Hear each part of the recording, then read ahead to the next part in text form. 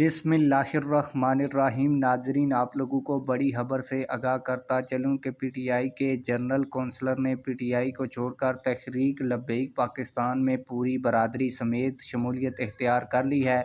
PTI के कौन से उम्मीदवार ने तहरीक लब्बैक पाकिस्तान में शमूलियत इख्तियार की, मुकम्मल तफसील से आप लोगों को बताने जा रहा हूं। लेकिन वीडियो शुरू करने से पहले आप लोगों से एक छोटी सी रिक्वेस्ट है, अगर आपने अभी तक हमारे इस चैनल को सब्सक्राइब नहीं किया हुआ तो चैनल को लाजमी से सब्सक्राइब कर लें ताकि आने वाली नई वीडियोज़ आप लोगों को बर वक्त मिलती रहें।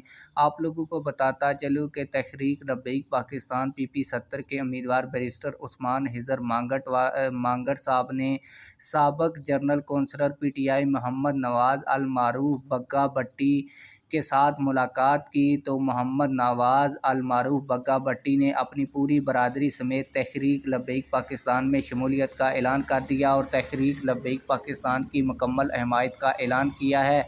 आप लोग इस हवाले से क्या कहते हैं, कमेंट सेक्शन में हमें अपनी राय से ज़रूर आगाह कीजिएगा। मिलते हैं किसी और वीडियो में। अल्लाह हाफ़िज़।